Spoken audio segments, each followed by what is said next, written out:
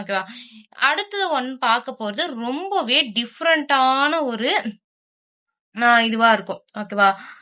So இந்த மாதிரி கொஸ்டின்ஸுமே நம்மள வந்து கேட்பாங்க. The difference between the two consecutive cube is 61. 2 consecutive அதாவது x1 மைனஸ் கான்சிக்யூட்டிவ் அப்படின்னாலே இதுதான் நம்ம டிஃபைன் பண்ணுவோம். So x1 and minus x2 அது ரெண்டுத்தையுமே நம்மளோட டிஃபரன்ஸ்னா மைனஸ். ஓகேவா? ஸோ அது ரெண்டுத்தையுமே நம்ம வந்து ஏதாவது ஒரு கால்குலேஷன் பண்ணா அதோட ஆன்சர் வந்து 61 அப்படின்னு சொல்லிட்டு சொல்லியிருக்காங்க. அப்போ அந்த எந்த ரெண்டு நம்பரை வந்து இப்படி பண்ணா நம்மளுக்கு 61 கிடைக்கும் அப்படிங்கிறது தான் இங்க கொஸ்டினா இருக்கு.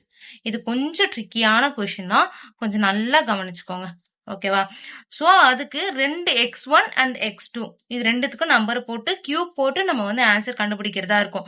இங்க இருக்கிறது என்ன, ஒரு லார்ஜர் நம்பர்.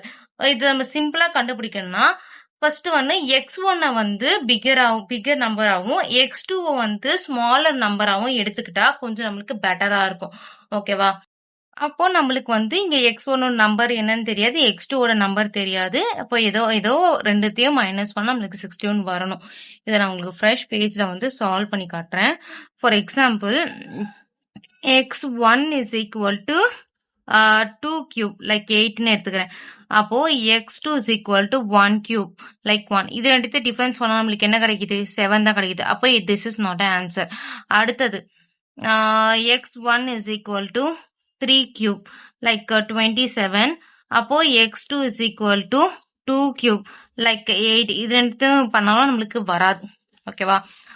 அடுத்தது பார்த்தீங்கன்னா x1 is equal to 4 cube like 64. அப்போ x2 is equal to 3 cube like 27. 64 minus 27 பண்ணாலும் நம்மளுக்கு கம்மியா தான் வரும், ஆன்சர் வராது. ஓகேவா?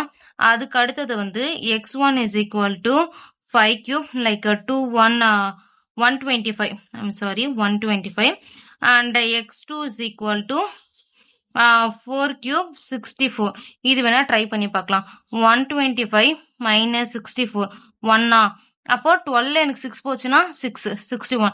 அப்போ நம்மளோட ரெண்டுத்தோட ஆன்சர் என்ன, 5 and 4 தான் நம்மளுக்கு ஆன்சர்ஸ். அப்போ இதோட ஆன்சர் என்னன்னு பாத்தீங்கன்னா 5 and 4. ஓகேவா? That's it.